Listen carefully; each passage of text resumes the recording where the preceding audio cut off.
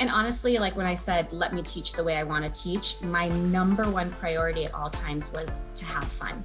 If they have fun learning, everything else follows and they'll exceed your expectations. So I planned every lesson with fun in mind. And I would say, you know what, if they forget the stages of mitosis, I don't care. I want them to remember having fun. But they would still remember the stages of mitosis because they had fun doing it, you know? Yeah. And so, you know, I think that we have to bring that back. These kids are so excited to learn. They're so creative. They're so innovative. And we just really stifle them with these worksheets that are just boring and they're not engaged and they're not motivated. But like, if we just go into it with the idea of let's enjoy this and provide them with an experience that they have fun at, they're going to learn. And they're going to learn faster than we would do it the other way.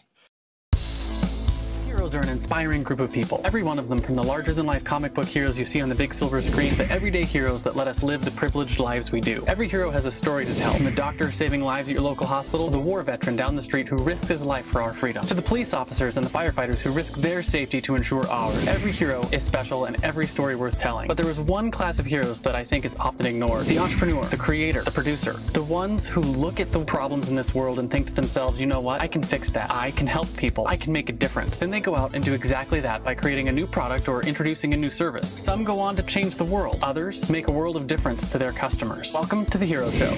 Join us as we pull back the masks on the world's finest heropreneurs and learn the secrets to their powers, their success, and their influence, so you can use those secrets to attract more sales, make more money, and experience more freedom in your business. I'm your host, Richard Matthews, and we are on in 3, 2, 1. Hello and welcome back to The Hero Show. My name is Richard Matthews, and today I have the pleasure of having Lindsey Wander on the line. Lindsey, are you there? I'm here. Awesome. So glad to have you here. And for those of you who've been following along with our travels, my wife and I are still in Fort Myers, Florida for our traveling. And Lindsey, you said you were coming in from Chicago, right? I'm in Chicago. Still no snow, but I'm still here. No snow, and I guess, you know, the streets are kind of empty there because we were talking a little bit before we got on the thing of the whole COVID stuff. We're still in the middle of that pandemic. Hopefully life will start getting back to normal soon, but, you know, it is what it is. Yeah. So all temporary. What I want to do real quick before we get too far into this is do a quick introduction for Lindsey for our audience who may or may not know you. So Lindsey said you moved to Chicago at the age of 29, where you decided to start your own tutoring business, which later became Worldwise Tutoring. Her mission is to help students of all abilities to not only improve their grades and scores, but also to learn the skills to become confident and independent lifelong learners, grow into competent and conscious leaders. So with that sort of very brief introduction, Lindsey, why don't you start off by telling us what you are known for now? Like, what's your business like? Who do you serve? And what do you do for them?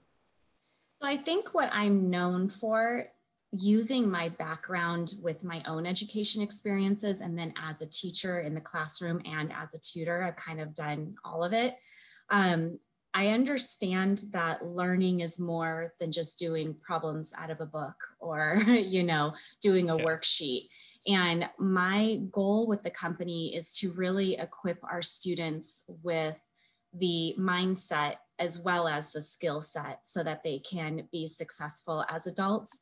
And I would say probably my deeper mission is to avoid what I'm sure a lot of us have heard, where a lot of adults get into their career and it's 15, 20 years down the line and they realize they're living someone else's dream and they're miserable and they're not doing what they love and they haven't been true to who they are. And so I really work with kids to help them find their unique voice, to pursue their own personal passions, while also getting good grades and getting to good test scores, right? But really helping them figure out who they are and develop those skills so that when they do go down that path that's uniquely theirs, they can then be in their own way successful, whatever that entails. And it's just so much more than what we're doing for the kids right now in school. So I'm trying to be more of an extension of support to expand and help them find who they really are. So with the tutoring business, I got two questions real quick on that. Yeah. What's like the age group that you serve? And I think the second question to that is, I know you've turned it into more a business that's sort of beyond yourself. So like, do you have other tutors? What does that actually look like?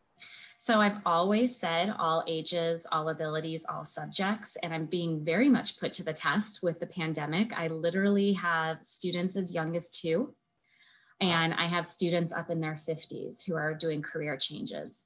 So up until this point, I've said that, but we mostly got middle, high school, college. But now, I mean, we have a lot more ages. So because of that, and because of the changing needs of our clients who are looking for specialists for certain age groups and certain subjects, I have brought on a ton. I mean, I'm talking 40 plus new instructors. So I'm up to almost 60. And that way I have multiple options for families to choose from with specialties. So I'm getting a lot more people who are wanting for help for the younger kids, who are looking for people who have expertise in that, but also a lot of people who have children with learning difficulties, or like I said, adults that are going back to school with their own sets of challenges. And so I really just want to make sure I have a ton of people on board ready to go to help with, you know, literally all ages, all abilities, all subjects. So the first thing that pops into my head is with, you know, as someone who's growing a small team myself, having 60 people that you have working for you, how do you manage that for both, like, you know, finding the right people and making sure that they're keeping your level of like the quality and the instruction that you want to offer students over such a large group of people? So it's funny because I always say I have two superpowers, and I think that's one of them. I'm just really good at spotting other amazing instructors. And a lot of it comes to like my intuition. There's some people where on paper they look good and there's certain things that are right, but just something, I could feel it. And there's times I've gone against that intuition and brought them in and it ended up not working out. And I'm like, I'm learning, you know, you got to follow that intuition. So that's definitely one part of the business I'll never let go of, because I'm just, there's something I can sense in the person, and it might just be the way they respond to my questions. Yes, it's something. I can't really describe it, but I just know. And I just have an amazing, amazing team. And I don't rush it either. You know, I think a lot of people, when they're hiring, they hire because of openings and they're trying to get someone to fill the spot. I more anticipate my clients' needs and then get people on board slowly. I don't get someone on board just because I need them for a client. I already have them from before, and they've been trained and they've been prepared, but they also come to me already committed to the same ideals. They might just need a little more help in specific strategies for how to actually carry out those ideals of creating lifelong learners who are confident and independent in all of the things that we discussed. So my next question for you then is has to do with sort of this whole pandemic stuff that's happened. You said you've hired a lot of people and your business grew really rapidly. I'm curious, were you prepared for that kind of growth, or is that something that you had to scramble and sort of like figure out how to grow? Or, you know, is this just sort of, it was just like a natural outgrowth, like, hey, we're ready for the stress of rapid growth? You know, I think that, and this is something I work on with my students, I think my resilience level is really high. And I'm really good at when things are tough, rather than wallow in the depths of it, I'm like, all right, what do we got to do? Let's just get it done, you know? And so prepared in the sense of I've hired people before, but with that mass to the point, literally I was working for like 6 months, 7 days a week, like 14-hour days. Cause you know, hiring's a lot plus everything else I was doing to revamp my business. But it was just one of those things where it's like every once in a while, you just got to put your head down, knock it out, get it done, make adjustments. I'm committed to this business. I'm passionate about it. I'm not willing to let it go because I really think it's providing an exceptional service for people, and you just get it done. You know, it's like, it is what it is. It's temporary. And I'm back now to being able to have a little bit of a life again, you know? And I think one of the things that honestly caused me a lot of stress at the beginning of this pandemic was the current educators, the instructors that I had weren't getting enough work, because even despite what people might think, the tutoring companies actually got hit pretty hard in the beginning of this. Mainly, I think parents were just not really sure what they needed help with, and it was survival mode, and education just kind of got thrown to the side, like, look, we're trying to survive. And it was really keeping me up at night, you know, those people who rely on this income, and they weren't getting it. And so I really put in the effort to revamp the business, to grow it, and to adjust to the changing needs of our clients. And then with that, the clients started flooding in, and I knew that that was going to happen. So I anticipated it at the same time I was hiring and training and getting everyone ready.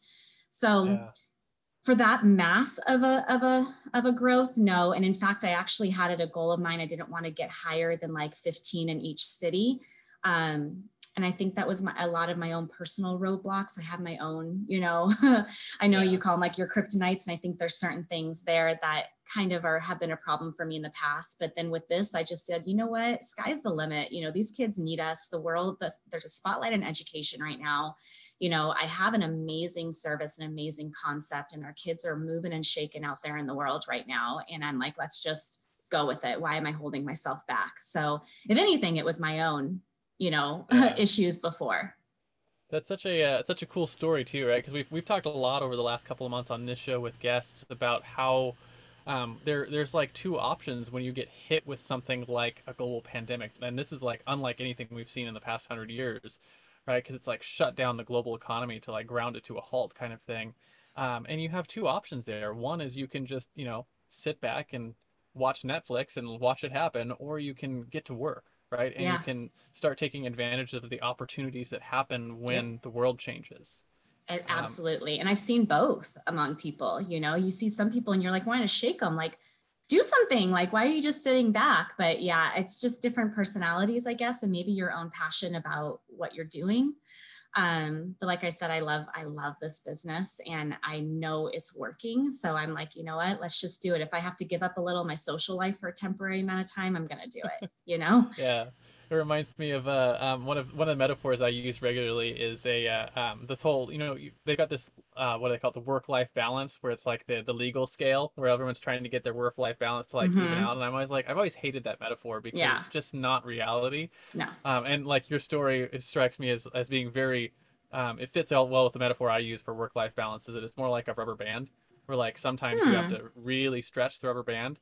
And when you stretch the rubber band, when you let go, you can rock it forward in your business. But if you stretch it too far, you can break it, right? So you want to know where your limits are. But you have periods where the rubber band is sitting there, and you have periods where the rubber band is stretched really hard. And that sounds like you spent several months going through the stretch the rubber band phase.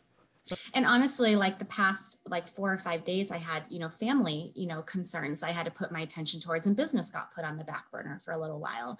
And that's just life. There's certain times that things need your attention and you just knock it out, and people will understand, and that's something that's been a learning part for me too, is I'm so quick about replying. I'm so quick about getting things done, but not everyone holds me to those expectations. It's me holding myself to it. So sometimes I'm just like, I'll get back to you tomorrow, and they're fine with that.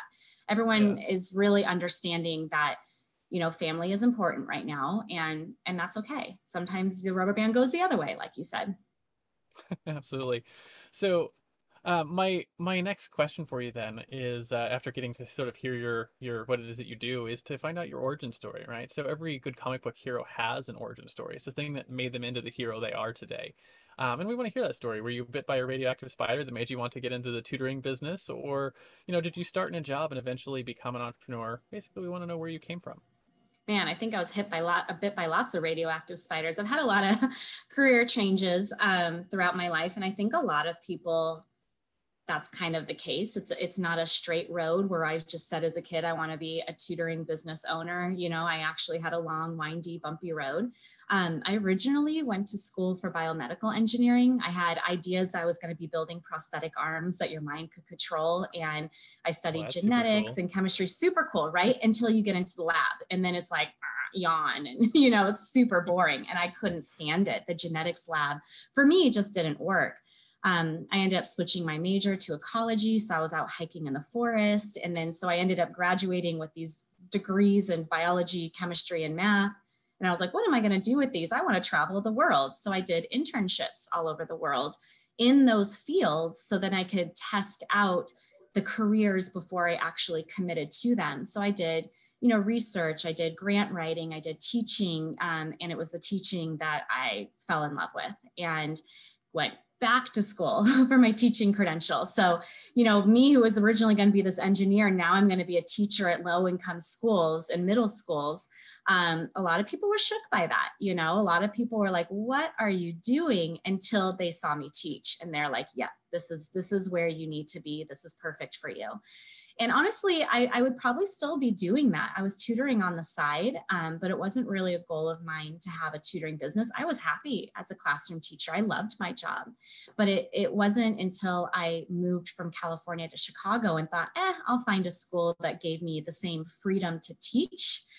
And I didn't.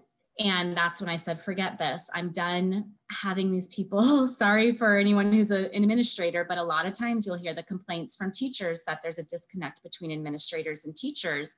And you have the administrators telling the teachers what to do, but they've never been in the classroom. And so I just said, you know what, at this time, I'm going to do what I know is right for these kids. I know how to teach them. I'm not going to sit here and just do test questions with them all day long when I have a storage unit full of microscopes and dissection kits, and let's get these kids learning and having fun. And that's when I started the tutoring company. And it was just me for a couple of years. And it wasn't until I outgrew myself that I said, all right, I got to hire someone. And it was my friend who said, the first one you hire will be the hardest. And after that, you're going to be like, why didn't I hire people sooner? And it's so true. Here I am at almost 60 tutors, just about 6 years later. So it wasn't really a straight path, but all of those experiences, all the things that I hit along the way really got me to be able to be as successful as I am now, because I've used those experiences. So it's like I went down the path I was supposed to go down, even though it wasn't my original intention. I just followed my gut all along the way, and it worked out. Yeah, that's really awesome. And I love the just the story of like how you sort of fell into it, right? You're like, this, it's just not working for me to teach this way. And I know, like, you look like you're around my age. I know when I was going to high school, it was a very different experience than what kids are seeing today in school. And a lot of that is, the bureaucracy that's come in, and the changes in the government, and like there's just a lot of stuff that has changed school dramatically from when we were political. Yeah. And I've met a number of teachers, like, as we've been traveling around. I've met a surprising number of teachers who have retired and started traveling. And when you start talking to teachers who have retired, a lot of them they're young people, right? They're not like retirement age. They're just like, I'm out of teaching, and the reason they're out of teaching is like I can't teach anymore. Like I can't do the thing I want to do. And it's not the kids. Yeah, it's not. We're not burnt out by the kids. We're not burnt out by the teaching. It's the red tape and the hoops, and it's exhausting, and you just want to teach, and it's not that I'm not saying it because I'm not trying to be lazy. Like, literally, I go home every day and rewrite my lesson plans, but it's like, I know my kids, I know what to do with them. They're going to hit their standards. They're going to pass whatever tests you give them. Even if I don't teach the way you want me to teach, just let me teach them, Yeah. We homeschool 4 kids, so I'm familiar, right? Like, it surprises me how much they learn when you teach to them, right? And not to standards, if that makes sense. And I think that because school systems have gotten so big, people try to just package it and to say everyone should learn this way, and that's not the case. And I'm a big proponent of student-centered learning, and that's the way I teach. And it was frustrating when I was told, no, just teach it this way generically. And my kids would not succeed, and they would succeed the other way. And I'm like, I don't want to teach that way. So you probably will really relate to this then, because one of the things that, like, my wife and I struggled with for quite a while was my oldest son is an auditory learner. And my wife, who's the one who does all the teaching for the school or for the kids, is a visual kinesthetic learner. And so she kept putting the lesson stuff together for him, visual kinesthetic, and I was like, and he was just not getting it or having any like success with it at all. And it finally dawned on me one day. I was like, he's an audio learner like I am, right? And and so I walked my wife through it. I was like, hey, he's probably like, this is what you need to do because this is how I learn. And she switched all the stuff up for him, and he just, like a rocket ship, changed everything. It's so easy. It's so easy. That's actually one of the first things when I have my trainings with my tutors is to remind them, we teach the way we learn, but not all of our kids learn the way that we learn. So you have to be able to look for signs of their learning style, and it's really easy to see, and then adjust your teaching accordingly. And I'm sure your wife it was easy for her to adjust, it just was her natural tendency to go the other way. And I think that's the misconception. I think a lot of people think that those changes are so difficult and so, time consuming, or they need training. And when you're an educator, if you can adjust, you're used to adjusting for kids. You had the plan B of the camera. I could tell you work, you help with your kids. We just kind of know to always have, something in our back pocket. So I really hope that with this pandemic, things change with our education, because parents are having their kids at home, just like you're seeing, and realizing more about their children and how they learn. And I'm telling these parents, you have voices, go to the schools and tell them, I want things done differently. They're going to listen to you, more than they'd listen to me or a teacher. So I'm really hoping that, things change for these kids. We're doing them a disservice. There's going to be a lot of change. Mm-hmm. There's going to be a lot of change because like a lot of students are coming home. And then the parents are being a lot more involved in the education, even if it's just like, hey, they're actually in the same room because I'm at work on this computer and they're at school on their computer over here.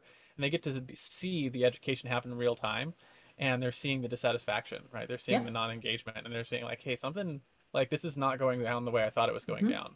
Exactly. And I love it, because this is something that has needed to change for a long time. Our technology has grown, but our teaching methods have not adjusted accordingly. I mean, I always say, if you can Google it, why memorize it? Like we really got to adjust the way we teach these kids.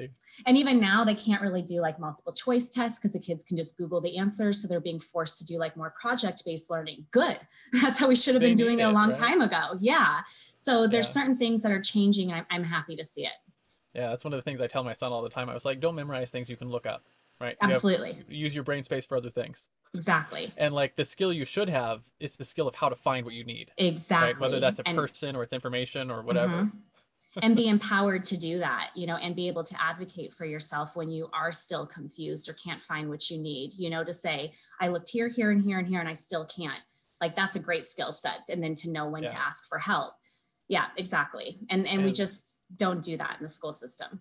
The other thing that's blown me away is the technological baseline of our children versus like our baseline is very different. Oh yeah. Because like we grew into technology. Our children were born into it. Right. And so like my son, when he hit like 7 or 8 years old, a few years ago now, he's doing his schoolwork, and we're trying to like teach him how to type. Was one of his classes he had to go through and like learn how to type. And he's like, I don't understand. Why do I have to learn how to type? And he's like, I can just talk to the computer and it does whatever I want, right? And because Siri is just like, as far as he's concerned, Siri just does everything. Yeah. And I was like, you're in this like weird position where like you are probably the last generation of kids who will have to learn how to use input-output systems like a keyboard and mouse. But you're still there, so you have to learn it because I'm saying you have to. But he's also right? Like, his kids probably will not even know what a keyboard is. Valid point. And that's why I'm saying, like, our technology has changed. Our education needs to change with it, Yeah. Because, I mean, I have my 3-year-old nephew was here today, and the way he navigates my computer and my iPad, I mean, there's times I'm like, how did you figure that out? And I mean, they're so savvy. And even with all of this, remote learning, there's so many opportunities there to really differentiate instruction, to really, push kids to a different level of innovation and problem solving. And yet we're trying to just mimic what happens in the classroom at home, but online. And I'm just like, you're missing the point, people. There's so much we could be doing with this. Yeah. And it's been like for us in the homeschool space, like it wasn't a huge change for us when the pandemic happened because we were already doing a lot of the homeschool things. But it's been fascinating to see a lot of our friends bring their kids home and then realize that teaching their kids isn't nearly as hard or as scary as they thought it was going to be. And that's so cool. That's great. That's another great thing of this pandemic is it's building resilience in all of us. I don't think we could have ever, this is so sci-fi. We probably never thought we'd be able to be okay with something like this. And when it first happened, I mean, we weren't okay, but look at us now almost, we're getting close to the end of the year and we made it and we're still doing all right. It's not ideal, but, we're doing okay. And honestly, I think our kids have been the ones that adjusted the best. They're just so flexible and just so flexible. It's just really cool and inspiring to see.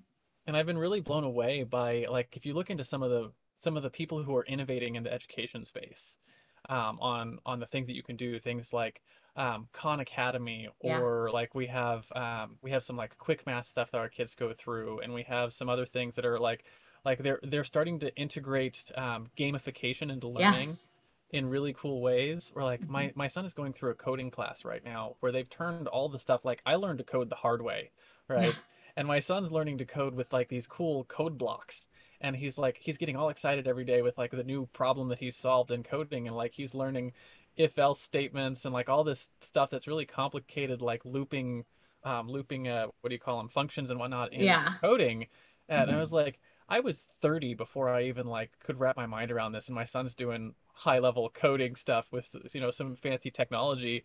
And like if we wanted to, like all the stuff he's doing for coding, he could buy a robot and it'll like all of his coding Yeah. would apply to like a real world robot thing. And I'm like, it's super cool the kind of innovations we have available in the education space if people would just use them.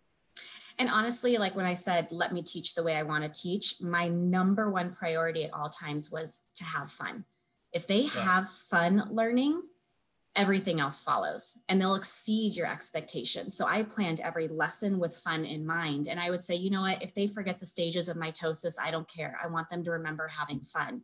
But they would still remember the stages of mitosis because they had fun doing it, you Yeah. know? Yeah. And so, I think that we have to bring that back. These kids are so excited to learn. They're so creative. They're so innovative. And we just really stifle them with these worksheets that are just boring and they're not engaged and they're not motivated. But like, if we just go into it with the idea of let's enjoy this and provide them with an experience that they have fun at, they're going to learn, and they're going to learn faster than we would do it the other way.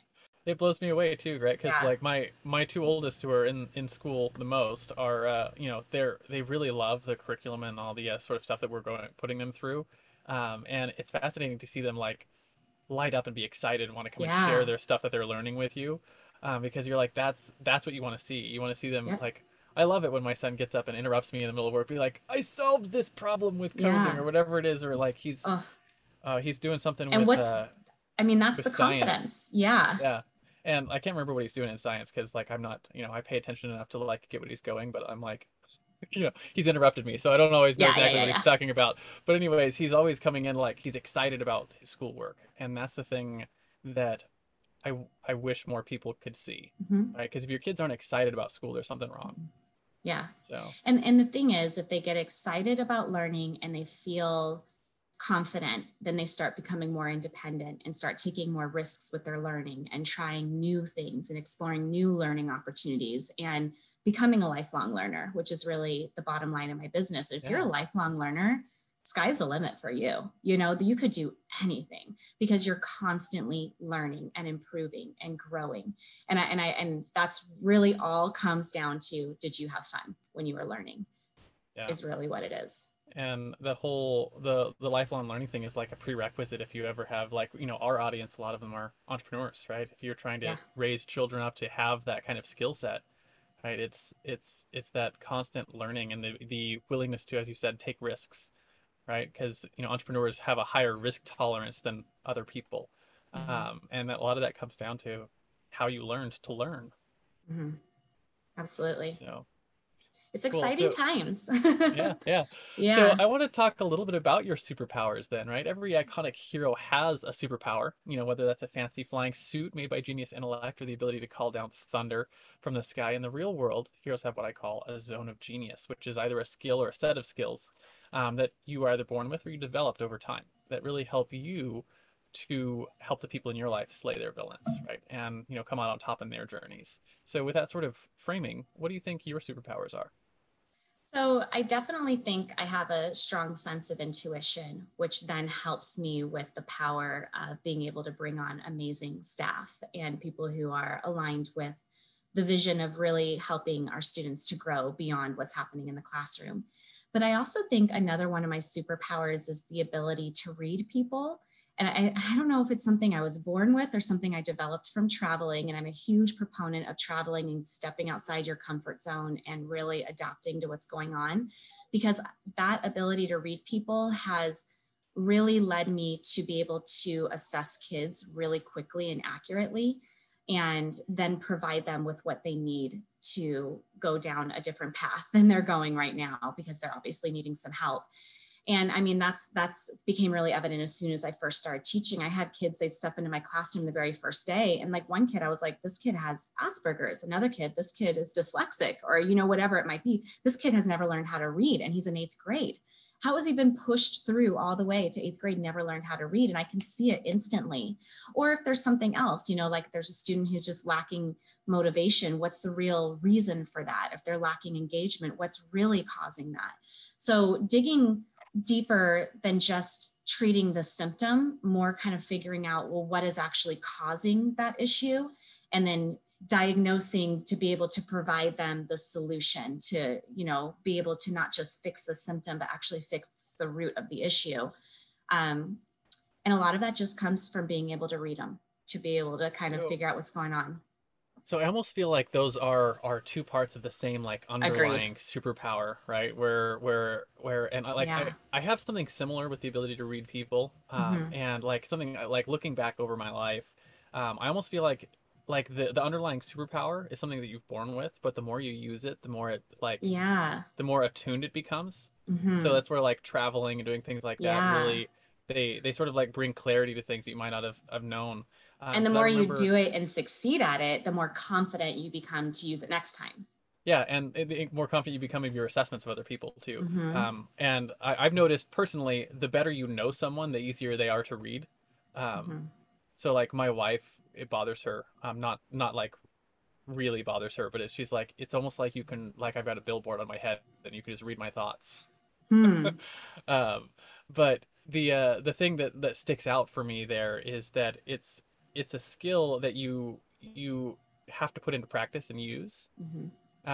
And particularly when you're using it to help other people, right? Help them, you know, grow or change or get better. I remember when I was a young man, I had one of my early mentors. He told me early on, he was like, he saw that in me, and he was like, you're not going to believe this now. He's like, but you need to be careful what you say and how you say it to people because they'll listen. Right. And I was like, I remember at the time I was like 16 or 17 years old, and I was like, whatever, and went off on my way. And it wasn't until many years later when I realized that like, oh, he was actually like serious about that. I had a few experiences where, you know, someone came and asked me for advice, and I, you know, because of that ability to read someone, gave them very, you know, timely, poignant advice, and they took it and acted on it. And I was like, oh, I should have like thought about that more. And like, you know, internalized it a bit and realized the weight that comes with being able to help someone else that way, right? And so, you know, to your point in the education space, you're talking about these kids' whole futures, right? Everything is gonna, you know, their whole life is gonna be based on how they learn how to learn. Does that make sense? Oh yeah, absolutely. Metacognition is the phrase for that. And yeah, we do a lot with metacognition. Yeah. And that's again, one reason why I think I'm never going to let that part go of my business. You know, I'll always deal with the incoming clients, but I'll always handle the incoming clients because I want to make sure I can get them down the right path, because it is so important, you know, that they're getting those, you know, what they need. So when clients come to you and like their students come to you, do you filter them out to your tutors? Yeah, exactly. So I know my tutors really well, and then I get to know the student, and then I match. So, and I'll offer the families a couple options to choose from, because again, I have close to, you know, we're getting a ton of tutors. So I have a lot of options for them.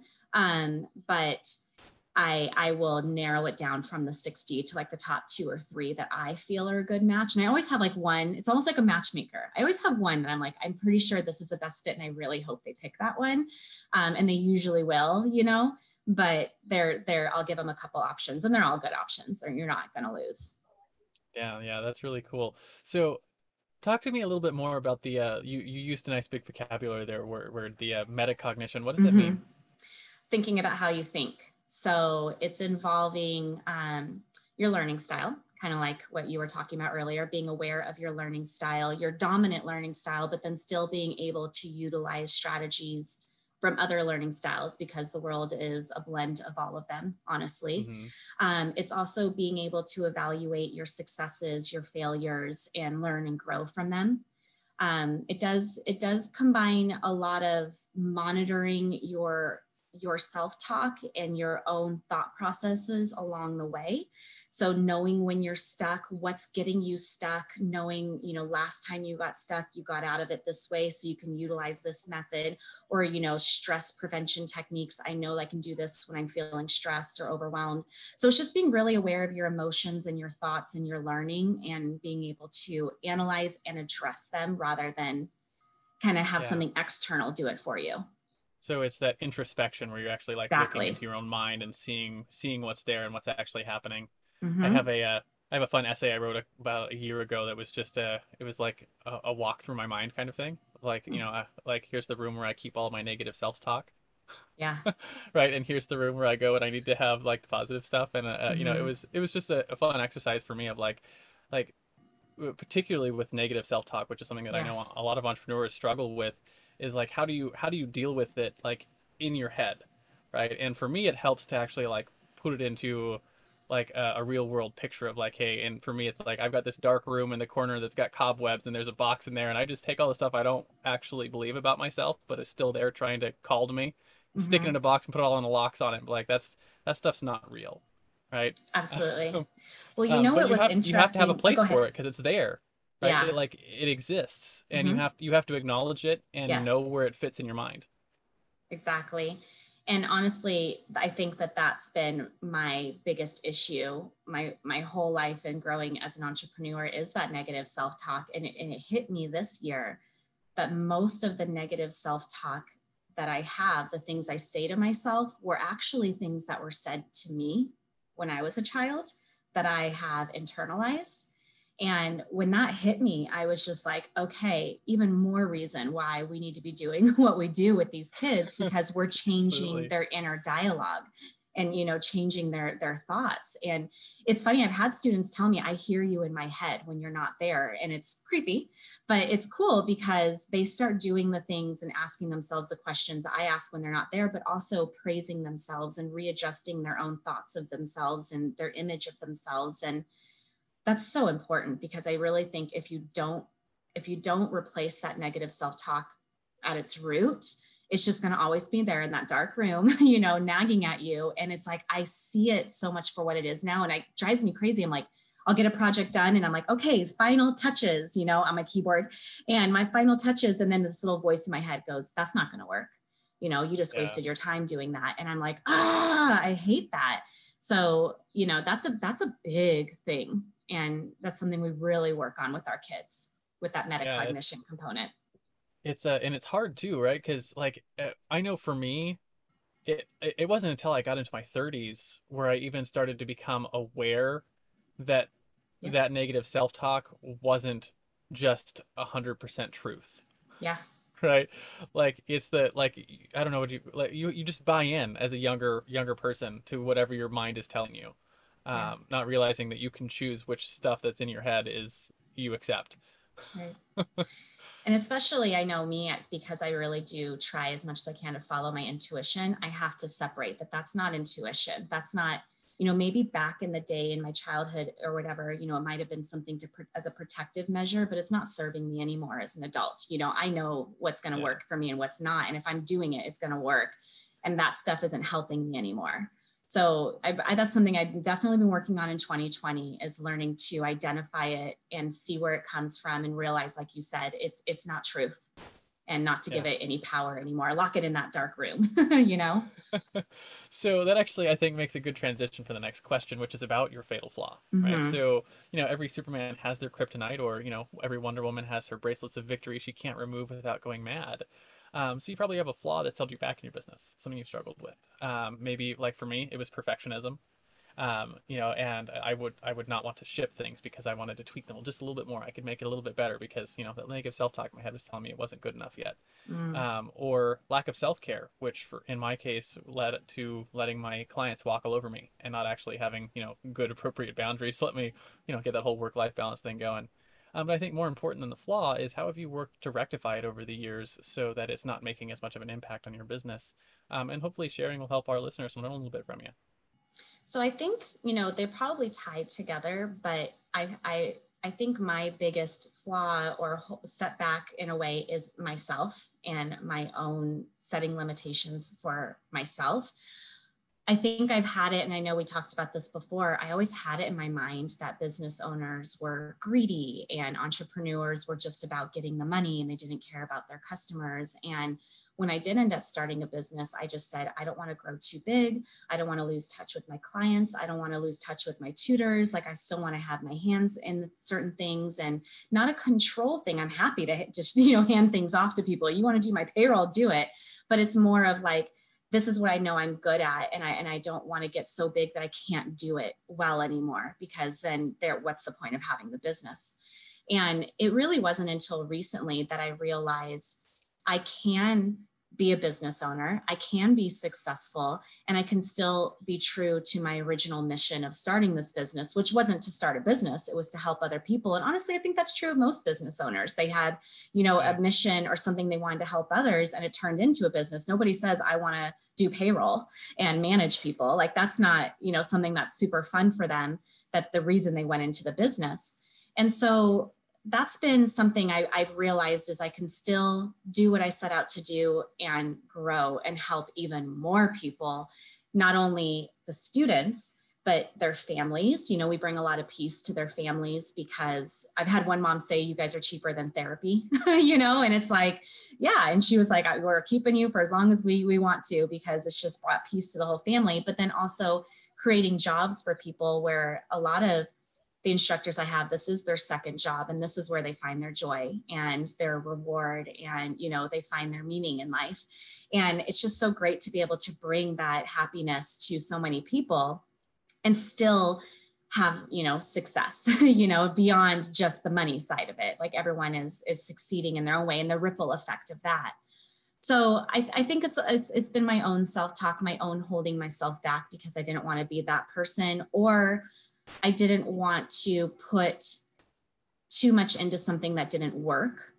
And the way that I've handled that is just, again, following my intuition, really, really listening to my intuition and knowing, okay, if this is something I feel good about, I'm going to make it work. It's going to work, yeah. And this is kind of something I help my students with. I mean, if this is something you're passionate about and you love, you're going to make money at it. It's going to happen, because people are going to sense that. They're going to tell you love it, and the money will follow.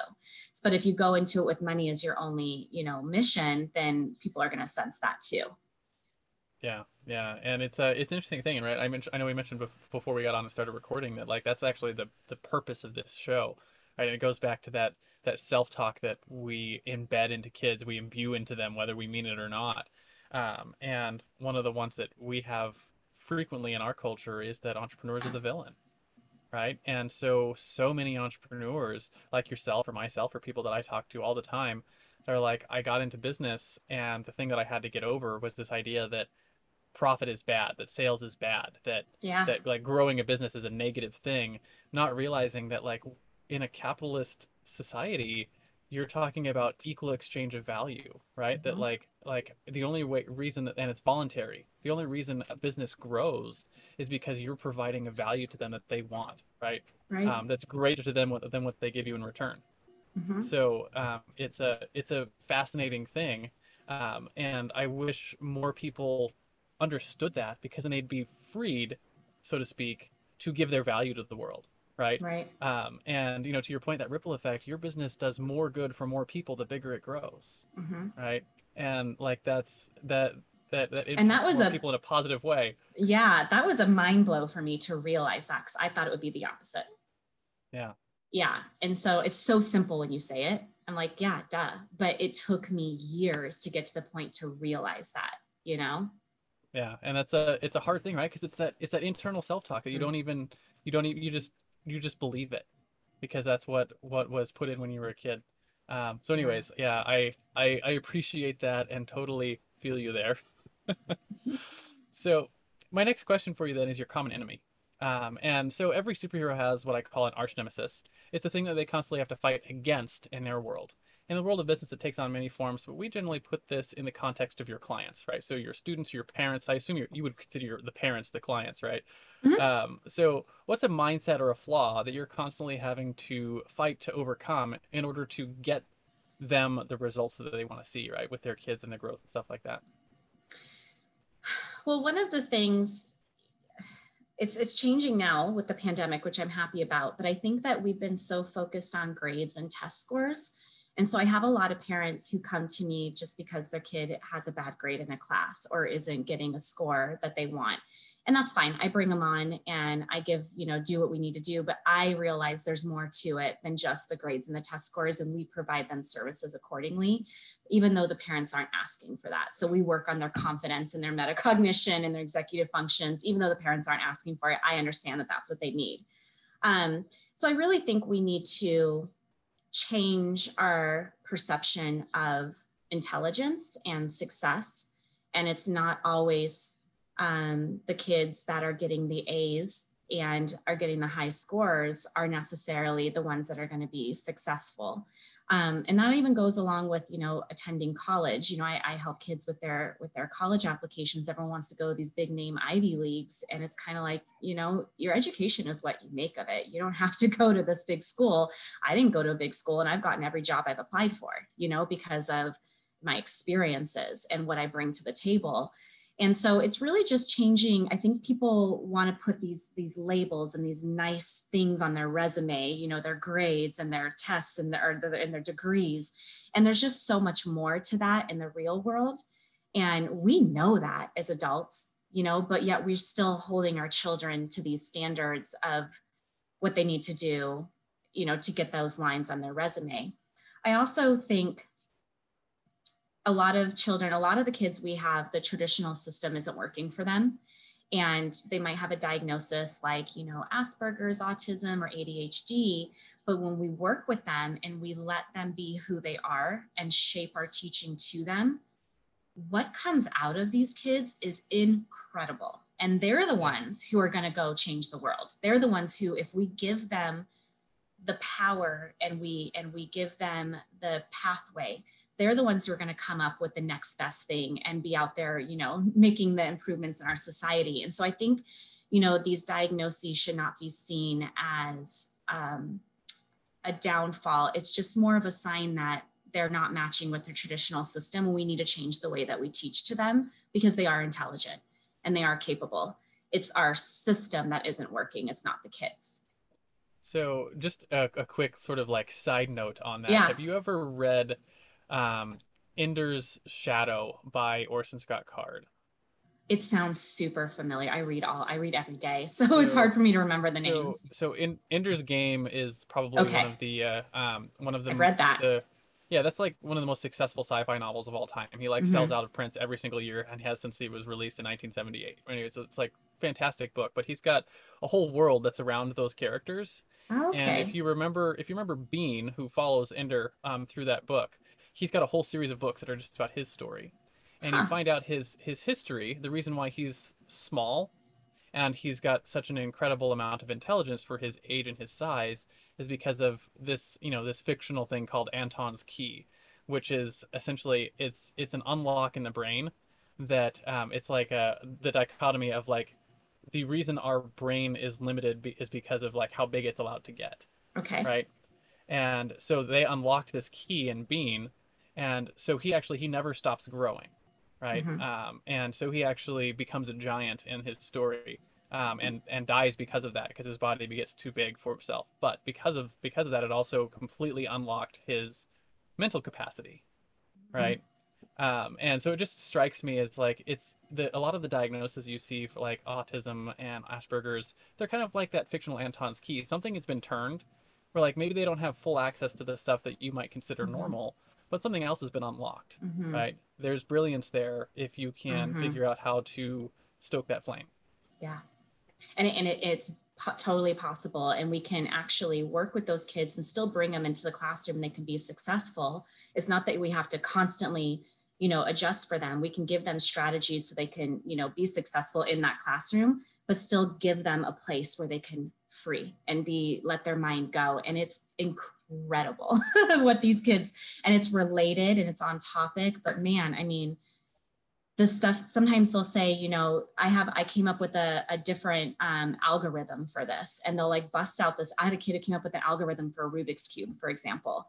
And he had a whole equation for it. It could solve a Rubik's Cube in like 5 minutes. And any Rubik's Cube you gave him. And it was just incredible. Like, I love that stuff, because those are the kids that are going to change the world. Yeah. And if we don't give them that platform and we just kind of suffocate them and label them and say they're not capable, it's really, I mean, we're wasting so much human talent, you know? Yeah. So I have two other thoughts on that are just on the things that you've talked about there. And one of them is with the whole, our grading system, which is, you know, it's like, if you get 70%, if you get it right 70% of the time, you get a C. You're just average. Yeah. Right. And like, always really bothered me, because like, if you look at the people who are really successful, they're like fail 100, 200, 300, 1,000 times to get one success. Right. And the one success is what changes the world. Right. You know, the most famous example of that is the light bulb. Right. You know, he learned 999,000 ways not to make a light bulb, and one that did, and it changed the world. Right. And like, I understand the idea, like, hey, we're trying to make sure that they're learning and that we have to have some sort of gauge of that. But at the same time, you're also enforcing this idea that you're trying to be right most of the time. And really, I lucked out. One of my teachers that, you know, still talks in my head all the time, used to tell me that failure is just the stepping stones to success. Yes. Right. And how do we engender that while still having to, you know, take our measurements? And that's, we work with that with our kids too. We actually use the terms that struggle and failure are inherent in growth and success. And it doesn't mean you're not smart or you're, you know, a failure. This is, everyone struggles in order to succeed. That it has to happen. You know, no one just naturally just automatically succeeds.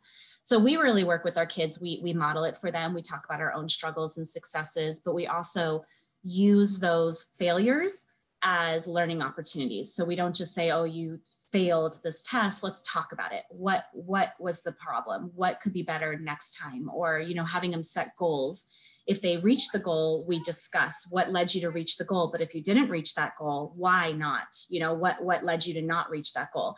At the end of the day, like, I'm a scientist at heart. And so one of our things as a scientist is, when we have a hypothesis, even if the hypothesis is rejected, you still learn something, you know, about the world. And so even if there's a failure, you're still learning, you're still gaining from it, as long as you go back and reflect and, you know, do your analysis and your conclusion and figure out from that. So when I was a teacher, you know, one of the things I did is I had to do standardized tests, but I always let the kids, if whatever they missed, I would have them, they can come sit with me, or I gave them many different opportunities to try to learn from that. And then they can redo that part either in a test situation, or write out a response, or do a project, or some other way to show that they understand that concept, rather than just being, you got to see, that's the end of it, moving on to the next unit.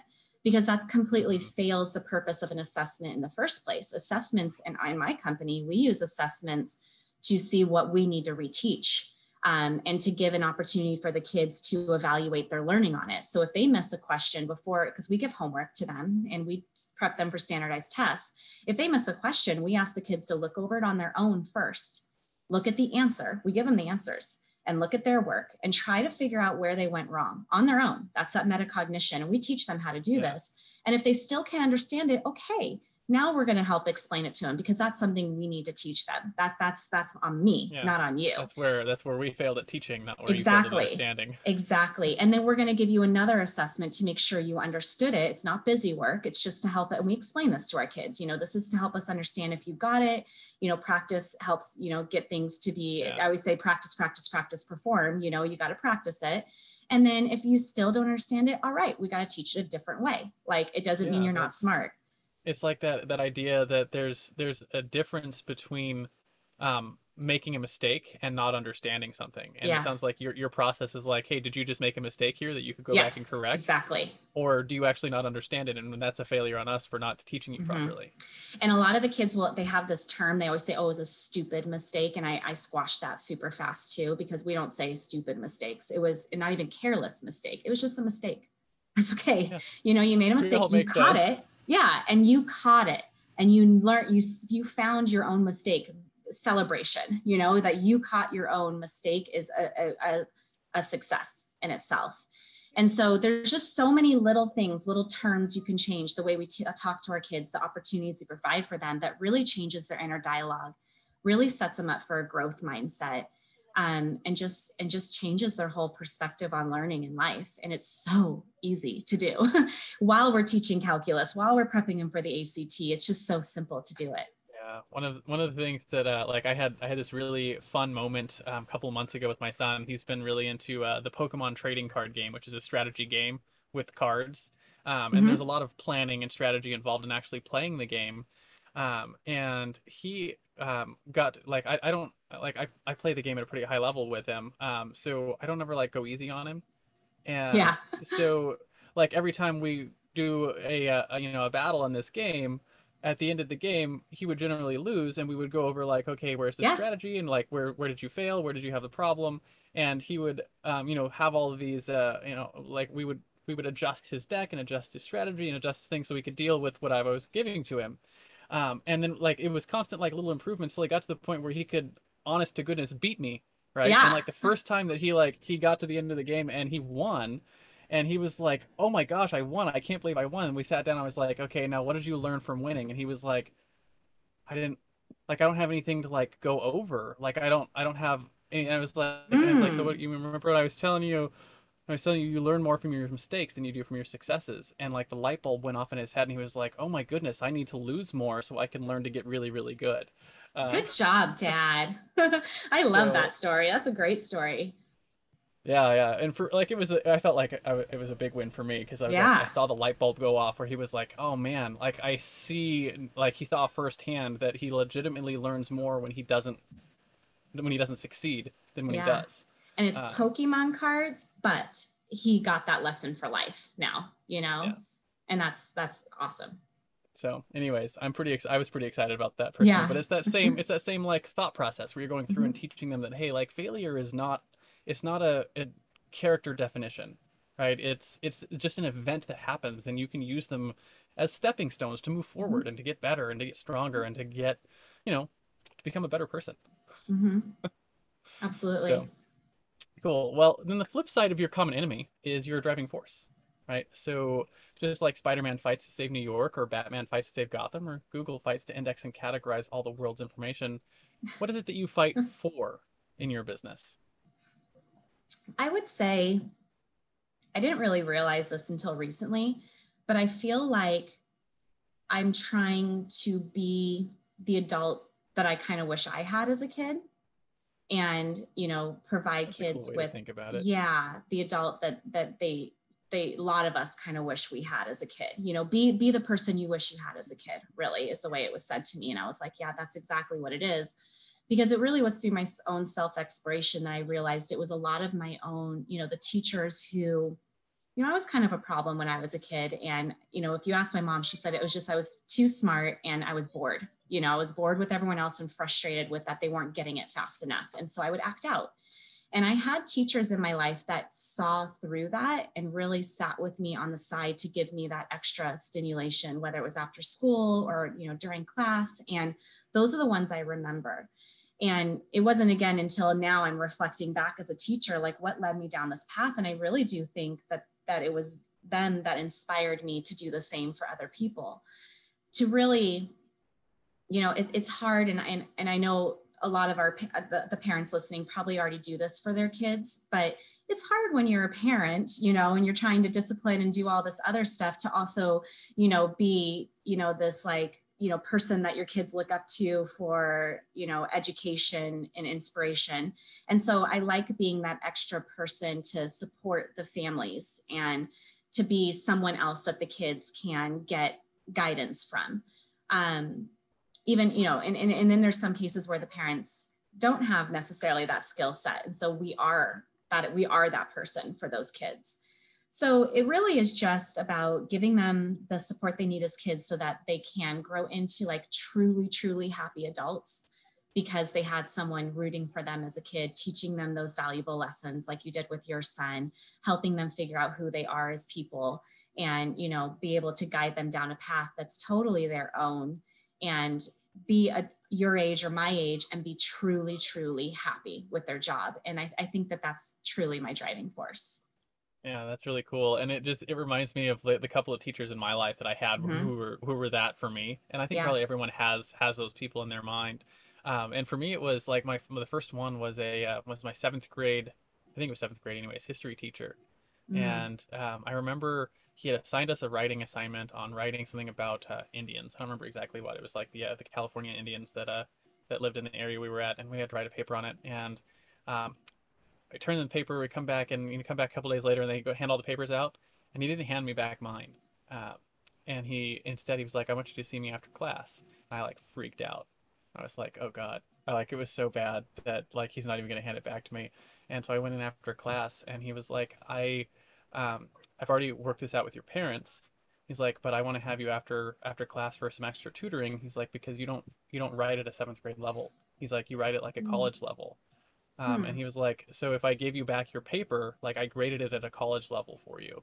And it was it was a bloodbath, like all over red stuff. And he was like, "I didn't want to like freak you out in class and like have you Yeah. cry in front of all your friends because I ruined it."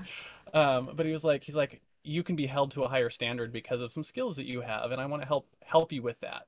Mm. And so like it was super cool for me. So I spent a good 6 or 7 weeks with him every day after school, just learning how to write better because he saw something there that I had that not a lot of not a lot of seventh graders have. Yeah. And so it was like it's like people like that who see something in you and go the extra mile that really make a difference in someone's life long term. So Exactly. And think of, then you go down a path and you're happy, and then you're happy in your family, so you're a happy person for your children, for your wife, and think of how that ripples. And it's just, I mean, everything is so related and connected that it's like it's not just about that one person anymore, yeah, it really does expand out. And so, and it really just comes down to, again, figuring out yourself and what you're good at. Having, sometimes when you're kids, we have to model that for them and say, this is something you're really good at, um, and helping them figure that out and yeah. go And down. it's crazy too, because like chances are he probably doesn't even remember my name or even Right. know how much of an impact he had on my life, Mm-hmm. or that like he's one of the people in my life that I hold up in my head Yeah. as being like But he that's was not a what it's about. yeah, he was a Yeah. defining moment for me, but he'll never Uh-huh. know. Mm-hmm. And I mean, I have students who reach out to me, and sometimes I'm like, oh my gosh, I don't remember the student at all. But they'll say, I stood out to them in their life at a time when they needed it, and blah, blah, blah. And again, it's not about being remembered. I'm not doing it to be remembered. It's more, Mm, I'm doing it just to help them be authentic to who they are and to really find happiness. And I'm just so yeah. happy that they do. It's that ripple effect. You do it for the ripple Yes. effect, and Yeah. it's real. Mm-hmm. And sometimes you get to see it, sometimes you don't. Yeah. And that's okay. I know it's there. Yeah. So my next question for you then is more practical, right? So I call this the hero's tool belt, and every superhero has a tool belt with awesome gadgets like batarangs or web slingers, or a big magical hammer like Thor. I want to talk about top one or two tools you use in your business that you couldn't live without. Could be anything from your notepad to your calendar to your marketing tools to something you use to actually deliver for your clients, right? Something that you use regularly for that. So something that you think is essential to getting your job done. Oh, that's a good question. Um, I would say for me, any of my organizational tools. So my calendar, my notepad, all of my Google Drive, keeping everything organized there. Man, I'm a spreadsheet queen. That's really the surface of why people see me on the outside of being, really get things done. It's really because I'm writing everything down because things come in my head and are out real fast. And if I don't write it down and get it in its appropriate area, then it's not going to get done. And so I'm the one that just gets things done fast or, in an organized way, but that's because of all the structures I have in place. And if I didn't have those, I'd probably be totally scatterbrained. And I think it comes down to just the way, again, metacognition and knowing how my brain operates. I think I have a little bit of the ADD, ADHD. And so it's very hard for me to focus. And this is one of the tools that I've developed over the years to really help me follow through on things and stay on track. And it's one of the things I also present to some students and see if it works for them. And then I would also say, honestly, I don't know if this is considered a tool, but it goes back to a little bit what we talked about before, being able to read people. I have people in my life who I've chosen to be in my life who are just so wonderful, who have been in my life from the beginning, and they're really great sounding boards. And so there's so many people who genuinely want me to be happy and successful and will help me with whatever I need help with, whether it's just me kind of throwing an idea off of them or actually trying something out, whatever it is, that are always ready, always available, and always there to do it, because I think they know I would do the same for them. But we also just have that love for each other. And I literally don't even know the kind of person I'd be without a lot of them. So I tell them all the time, like, man, if you weren't around, I don't even know where I would have gone to. That's a magical thing to have in your life too. I call it having a running mate, right? You might might not be running the same race or go in the same direction, but you're both running together. Yes. Right? You're going somewhere in your life. And the one who will always pick up the phone when you call, regardless of what's going on. And like, I got one of those guys in my life, and I literally run like everything I'm doing past him. Just because, like, if I don't, I know it's not going to go as well as it did if I did run it past him once. And they give you good, honest feedback. I mean, they're going to tell you, I don't like this, I do like that. I mean, yeah. And it comes from a place of love. It all comes from, they truly, genuinely care. And I'm so thankful to have them. Even, a lot of them have been in my life since I was 6-7 years old. And they've just really been a steady running mate throughout my whole life, through everything. And it's incredible. I'm so fortunate. So I have a question for the teacher side of you here, and this is just something that's been fascinating because of the differences between my wife and I and how we like organize our lives. So both of us like have a calendar, right? And the calendar is really important to like making things go like actually happen. But my calendar is like, it's on my phone and it's incredibly functional, right? Like, if it's got to be digital. If it's written down somewhere, it might as well not exist, right? Because I'm never going to look at it. It's never going to work if it's on a paper calendar and one of those planner things. And like, if it doesn't alarm me when it's time to do things, it might as well, again, not exist. My wife, on the other hand, her digital calendar does not work for her at all in any by any stretch of the imagination. She's got to have her paper book, and it's got to be pretty, and she's got to have her stickers and her drawings and her fun pens, or it's not useful for her. And I'm just curious, how often do you see things like that when people are like organizing their lives, and how important like learning how to organize your mind, so to speak, is to actually learning how to learn? Well, first of all, you realize the reason why you guys are different is that auditory and visual learning, right? Yeah. Okay. So yeah, she's very visual. So, and as am I, and that's why mine's a paper calendar as well. And it's very pretty and everything is organized. And yeah, I'm the same way. And it's funny because I spot that in my kids. I always tell my tutors, if you have a kid that opens their binder and it's highlighted and color coded, this is a visual learner. You run with it, you can tell. And then you're more auditory, how to have the bell to go off, like you said. So really finding something that fits for you, I think, is crucial. And there's so many methods out there. For me, there's no way I could put it on my phone. I don't like putting it in there. I don't like things crunched in. I don't like, it just stresses me out. But then if I lose, yes, exactly. I like to have it laid out where I can see the whole week. And everyone tells me, but you can do that with your phone too, but it's not the same. Like, I like to be able to flip, because I'm also very kinesthetic. I'm a very tactile learner. So I like to flip. I like to move. I like to count. There's just, it works for me. And people think I'm crazy because I literally carry around this planner, and people will try to make plans with me. And I'm like, I have to wait till I get home because I have it on my planner at home. Like, you can't ask me right now. I'll write it down in my phone as a reminder, but I can't answer it until I get home. And people are like, are you kidding me? How do you not have this in your phone? So yes, I think really it just comes down to finding a method that works for you and tapping it into, honestly, your dominant learning style, your natural learning style. But it is a tool that you can use. And it doesn't, again, mean you're, disorganized or, you're lazy about things. It just means you need a little extra help to be able to stay on top of. Exactly. And that's okay. But yeah. So just out of curiosity, how important to running your business is your calendar? Extremely critical. Like, there's been times I've left my calendar places and I'm in full on panic. Like, oh my gosh, I don't know my life. And not only that, because we schedule students and we have reminders going out to them, and then my tutors have their schedules. So honestly, the logistics of all of this is massive.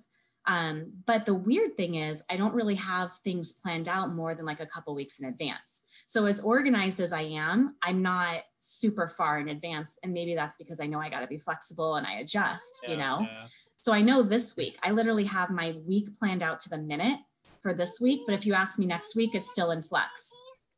But the reason I brought up the calendar thing is like it's one of the things that on this show, like you're right around 150 or so guests that we've had on the show, and probably a good 90% of them have all said that their calendar is like the key to running their business. And it's always struck me as it's such a strange thing, because like my non-entrepreneurial family and friends are like, my life doesn't revolve around my calendar, and I'm like, I would die without my calendar. Oh my gosh. Like I don't know how, I can't do things or plan things, or like it's a full-on panic. Yeah, like my family time is planned in there, and I'm like, my wife knows that like I've got my calendar for work and my calendar for family stuff. I'm like, if you want me to be there, drop it onto the family calendar, and it'll block out my time in my work schedule. And like it's all like that. My mom is like, that's insane. Like, and I'm like, it's not insane. I promise you, all the other entrepreneurs are the same way. And I don't think you'd be successful without it. Like, I wouldn't be able to follow through on things, and people wouldn't be able to rely on me and trust me. And yeah, I mean, it's crucial. It's my calendar's in the other room right now. And even I'm like a little bit like, you're like, oh, it's too far away from me. Too far away. Yeah. That's funny. Yeah. And so anyways, I just, it's an interesting tool that so many entrepreneurs find invaluable is their calendar. And then also to find out how frequently the way that calendar gets used is very different person to person, whether it's, drawing in a bullet journal like my wife, or it sounds like you might do, or using their digital calendar, the big wall calendars. And, there's something about it. You just have to organize your life in order to do all the things. I say entrepreneurs are like those plate spinners, right? If you're going to keep all the plates spinning, you have to know where they are and when you have to be there. Yeah. Well, that makes me feel a little bit better, because that's actually one of the things we really work on our kids with is their planning, their prioritizing, their time management, and learning a system for themselves. And so it's cool to know that so many entrepreneurs really rely on that, and we're really focusing on teaching those skills to the kids. So it's good. We're creating entrepreneurs. Cool. Creating entrepreneurs, and like to your point too about only having things a couple of weeks in advance. That's one of the things that I've learned. I learned really, really hard becoming a full-time traveler that has spilled over into my business. Is that like, it's easy to have long-term goals. Like, hey, I'm trying to get to New York, but if you try to plan every stop along the way, you're setting yourself up for disappointment. Exactly. Right. So it's like, I can plan my next couple of stops for the next couple of weeks, but if I try to go 3 months out and be like, hey, this is where I'm going to be, 3 months out at 5 o'clock, you might as well have just given yourself, you can just paint the failure on there right now. Life's going to happen. Things are and change. It seems so contradictory, right? Like to be so organized and like everything's on your calendar, but then like I'm the same way when I travel. Everyone would think I'd have like a strict schedule. And I'm like, no, I kind of have an idea of things I want to see and do. But if it's raining, I don't want to be disappointed that I bought these tickets and now I can't go do it. I want to be able to adjust. Yeah. So it really, it makes sense, but you're right. It probably comes from traveling. That's probably where I got that from. Yeah. And I've noticed it's got a huge positive impact on my business too. Cause then you're like, I know where my destination is. And I know where I'm going, and it's just like I'm working on the next couple of steps that are going to get me closer there. So anyways, that's cool stuff to talk about with your calendar. Speaking of heroic tools, I want to take a few minutes to tell you about a tool we built that powers the Hero Show and is now this show's primary sponsor. Hey there, fellow podcaster. Having a weekly audio and video show on all the major online networks that builds your brand, creates fame, and drives sales for your business doesn't have to be hard. I know it feels that way because you've tried managing your show internally and realize how resource intensive it can be. You felt the pain of pouring 8 to 10 hours of work into just getting 1 hour of content published and promoted all over the place. You see the drain on your resources, but you do it anyways because you know how powerful it is. Heck, you've probably even tried some of those automated solutions and ended up with stuff that makes your brand look cheesy and cheap. That's not helping grow your business. Don't give up though. The struggle ends now. Introducing Push Button Podcasts, a done-for-you service that will help you get your show out every single week without you lifting a finger after you've pushed that stop record button. We handle everything else: uploading, editing, transcribing, writing, research, graphics, publication, and promotion, all done by real humans who know, understand, and care about your brand almost as much as you do. Empowered by our own proprietary technology, our team will let you get back to doing what you love while we handle the rest. Check us out at pushbuttonpodcast.com/hero for 10% off the lifetime of your service with us, and see the power of having an audio and video podcast growing and driving micro celebrity status and business in your niche without you having to lift more than a finger to push that stop record button. Again, that's pushbuttonpodcast.com/hero. See you there. You're listening to The Hero Show, unlocking the power of influence and success. So only got a couple more questions for you. The next one here is about your own personal heroes, right? So every hero has their mentors. Frodo had Gandalf, Luke had Obi-Wan, Robert Kiyosaki has a rich dad, and Spider-Man has Uncle Ben. Right? So who are some of your heroes? Were they real-life mentors, speakers or authors, peers who are a couple of years ahead of you, maybe teachers? And how important were they to what you've accomplished so far in your life? So this is a really good question. I had to really think about this one. I mean, obviously the few teachers that I can name that were, definitely influential in my life in helping me find who I was and really saw me for, beneath that troublesome kid. But honestly, when it comes to anything, academics or career-wise, it's very hard for me to think of a lot of people that I had as role models growing up, or even now I'm starting to get more of them as I'm really embracing this business owner side of me. But honestly, I think the biggest role model in my life was my grandma, and she was more about showing me the person to be. And it's funny because even now with my company, we really, we try not to focus too much on kids like characteristics or their grades. So instead of saying like, oh, you're so smart, you got an A, we like to say things like, wow, you worked so hard on this, really praising their effort more than like the grade. And I think I learned that a lot from my grandma, because she saw me for who I was beyond my grades, beyond, my test scores. She really saw that, she would tell me you're kind and you're loving, and she would give me, glimpses of who I was as a person. And she is also one of the people who really saw people for who they were and loved them for who they were at that moment, rather than who they were going to become or who she thinks they should be. And people were just drawn to her for that. They felt so accepted and seen. And I think that, I obviously that worked for me. It helped me understand who I was. And I see that I do that with other people, not just my students, but I've even had, friends and people in my life say that they really just feel like they can be who they are when they're with me, and they still feel very loved. And I think that's like the best compliment you can give me, is that I make you feel truly who you are and accepted for it. It is really cool. But I think I learned that from her. And I think we can all do that, honestly, instead of, seeing people as objects to change and mold or be improved, really just seeing the beauty in who they are and all the good in them, and loving them for that, I think is the greatest gift that you can give to people. Yeah.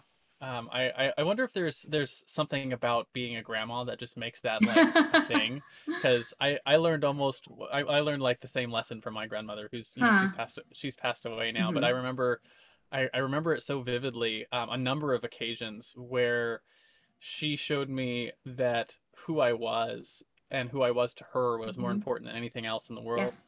And that's it's such a visceral lesson to learn. And it impacts you forever too. And I remember I was probably 7 years old, and I knocked over a really expensive vase on my grandmother's table. It's like one of those really nice crystal ones that was probably a couple of $1,000s, and it shattered all over the marble floor. And I remember freaking out, because I thought like the world was over. And like, if it had been my mom probably would have been in prison because she'd have murdered me, right? But my grandmother, she just picked me up and took me out of the thing, out of all the glass things, and she was like, it's just a vase. There's nothing more important in the world than you and who you are, and that you're safe, and like that kind of stuff. And I remember later when I went back home, my mom told me, she was like, that was a really expensive vase that you broke. And it's always stuck with me, because it's that lesson that who you are to someone else is more important than what you do. Yes. So. And I see myself doing that now as a teacher, and I teach my tutors to do that, again, praising the effort and the the person rather than the outcome. Because I think that helps people really develop an innate sense of self-worth that's not contingent on external, systems. And they really find out, why they're valuable as people. And that's just crucial. I mean, we all need to kind of know why we're important and why we're special. Yeah. And what's interesting is, like, because of that lesson, it turned me into a lot more careful person around things that were, expensive and nice, right? Isn't that funny? And yeah, it's interesting, like how that lesson, like, it actually it stuck, and it changed a little bit about who I was, and it changed the effort and the outcome in my life, right? And I don't know, it's a cool thing. So anyways, that's a cool story. I love grandmas, and everyone needs a grandma. So. Oh man. Yeah, I was lucky. I lived with her for a while, like, especially during a stage in my life when I really needed to. And man, again, she's one of those ones where I'm like, what would I be without you? You just thank goodness I had you. So yeah, everyone needs a grandma like that, or an auntie. I'm an auntie like that. Yeah. Yeah. I've been told by one of my nieces that I'm her favorite uncle, so I figure I'm working on that. It's fun. So it is fun, and I'm having to. She's a teenager, which I didn't think, like, I was that far removed from teenagerhood, because I'm only in my 30s, right? And like, she says things to me all the time, and I'm like, damn it, I have to look that up because I don't know what it means. Yeah. Which I assume you probably deal with a lot, dealing with teenagers. Well, it's fun because, I mean, I feel like they keep me young, they keep me kind of fresh with things. But yeah, all the time, I mean, and the kids like that. They like the kind of the vulnerability or the dorkiness where I'm like, I don't know what that is. I'll learn that dance with you. Let's do it. And I'm sitting here doing things like I'm fighting karate, and they're like, that's so not the dance move. But yeah, exactly. I mean, it keeps things fun. Yeah. My Urban Dictionary is my best friend whenever I'm talking to any of my teenage family members. So it can steer you wrong sometimes, though. I've had it steer me wrong a couple of times, so be careful.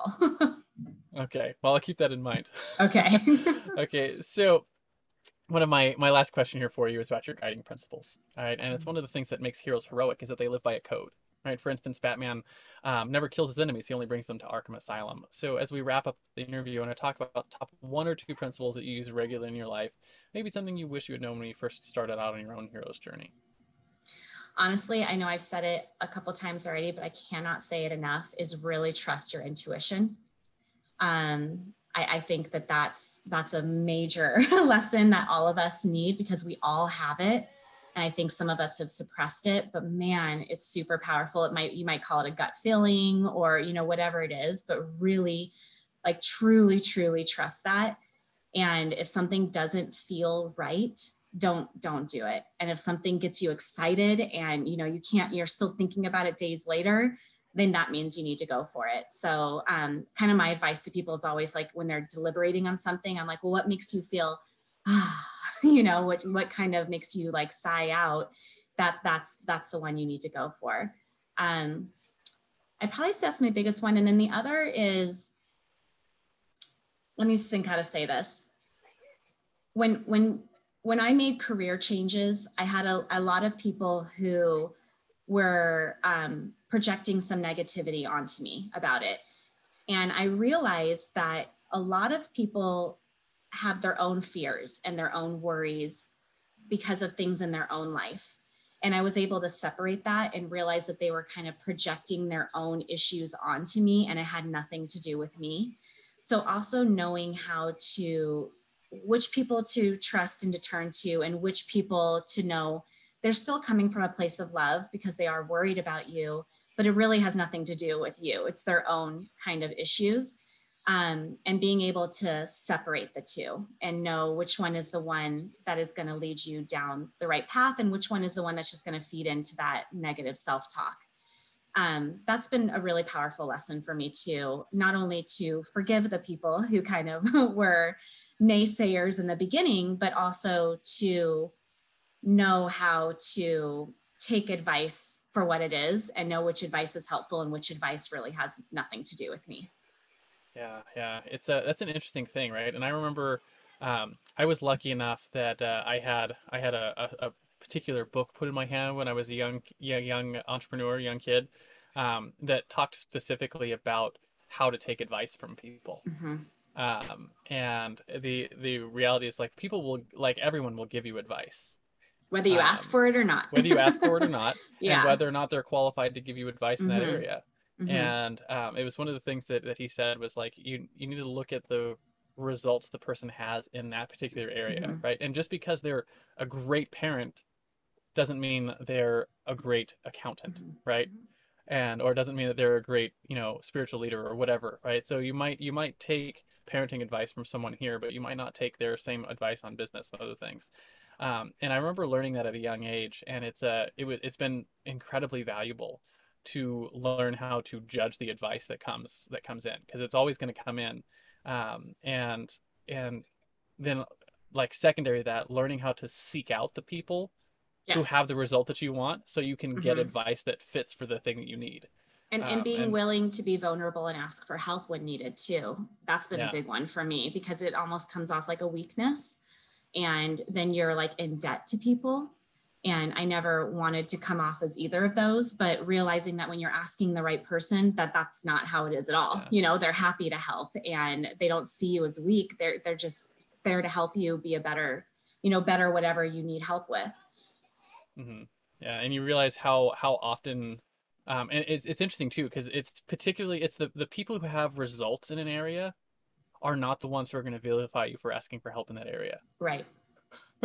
Right. And you can like, that's one of those things that your intuition will start to pick up on, is Mm-hmm. if they are being, negative or mean about asking advice, they Mm-hmm. probably don't really have the results that you're looking Mm-hmm. for. And Um, that's their issue. There's probably some insecurity or something going on there. yeah, yeah. Yeah. And that all goes back to, like, learning how to feel that with your intuition, which Mm-hmm. is, it's a hard skill, Mm-hmm. to pick up. You got to practice it. You do, but it's one of those things, like you were saying before, the more you practice it, the more confident you get in it, and then you can fine tune it. So just at least, start by being aware of it and listening for it. And like I said, I always go with that feeling is probably the easiest way I can describe it. But it's something we all have. And Yeah, I wish we really tapped into it more. yeah. And I think, like, I personally, I think it's, like, it's the most important with relationships, right? Mm-hmm. If someone gives you that weird feel, they probably Mm-hmm. don't need to be in your life, Mm-hmm. because something bad's going to happen with it at some point. And it's hard to listen to your intuition when that person is a family member, or, a close friend, or a friend of a friend, or something like that, where it's like you feel like, hey, if I don't do something with this relationship, that you're going to disappoint people. And you realize Mm-hmm. sometimes it's not worth it. You just need to make sure that Mm-hmm. person's not in your life, and that's a really hard thing to listen to your intuition in those areas. And I'd even expand that to clients. I've had Yeah. some clients that I didn't have a great feeling about. And I just, rather than kind of push it through, I was like, you know what, but I just don't think this is going to work. And that's hard as a business owner, because you're kind of like, you don't want to pass up a client. But if you have a bad feeling about something, it's just not worth it, Yeah, and it's harder as a younger entrepreneur, like earlier in your business, when you need the revenue. Yeah. And you're like, I need the revenue, but I've got a bad feeling. And then so you Yes. take the revenue instead of the bad feeling, and then you're like, oh, it was not worth the revenue. Not worth it. Because then you end up in a deeper hole, probably. If one bad client Yeah, can really get you in some trouble. So yeah, follow that, and don't feel bad about, blocking those people from coming in. absolutely. Well, that's basically a wrap on our interview, Lindsay, but I do finish every interview with a simple challenge I call the Heroes Challenge. And we do this basically as a selfish thing to help myself get access to stories I might not otherwise find on my own. So the question is simple. Do you have someone in your life or in your network that you think has a cool entrepreneurial story? Who are they? First names are fine, and why do you think they should come on our show and share their story? First person that comes to mind for you. So the first one that comes to mind is my friend Sarah, who is a personal trainer. And I know, like, with especially everything with the pandemic, she had just started a new job, but then she got laid off. And rather than kind of, again, like we were saying, like, let's just sit down and do Netflix, she completely built this whole new brand and is just out there with this massive following. And it's been really cool to see. Kind of, again, this person who doesn't really have a business background or really anyone to turn to for business advice. She's come to me for a few things. But other than that, she doesn't really have anyone to just really blow up. has been super cool to That's see. And cool. I'm just really, really proud of her. Awesome. Well, we'll reach out after the show and see if we can connect with her and get her, bring her on and hear her story a little bit. That'd be cool. Maybe you'll even help her grow a little bit. Yeah. So, what I want to do now then is just the our send off, right? In comic books, there's always the crowd of people who are standing along the side and clapping for the hero for their acts of heroism. So our analogous to that is, as we close, is I find out where can people find you if they want your help in the future. Where can they light up the bat signal, so to speak, and say, hey, Lindsey, I have a child or children who need help with their schooling, right? And more importantly, who are the right types of people to reach out and ask for your help? So the best place to start is the website. So it's worldwisetutoring.com. And people who would reach out to me would be parents, or honestly, I'm always looking for anyone to collaborate with who has a similar mindset with the kids, to know it's beyond just what's on the surface. There's so much more, because parents are always looking to me for referrals. So anyone who works with families and children and has a similar mindset as I do, I'm always willing to chat with them. I'm also on all social media. So you can go on Facebook and Instagram and LinkedIn, and I'm everywhere. Just look up Worldwise with an S, Worldwise Tutoring, and you'll find me. One of the things I've been doing a lot during this pandemic is giving out like daily tips for parents and free resources. So that'd be a really nice place to start if you're trying to implement some of these things on your own. But otherwise, the website, I have a blog, I have a student handbook, I have all the resources on there. There's lots of good stuff on there. Cool. Well, thank you so much for coming on, Lindsey. It's been a pleasure having you here. And if you do have students in your life who might need a little help, definitely check out Wonderwise Tutoring. I think if you've listened to this, you definitely can hear the passion in Lindsey's voice for what she does. And Lindsey, thank you again for coming on. Is there any final words of wisdom you have for our audience before we hit this little stop record button?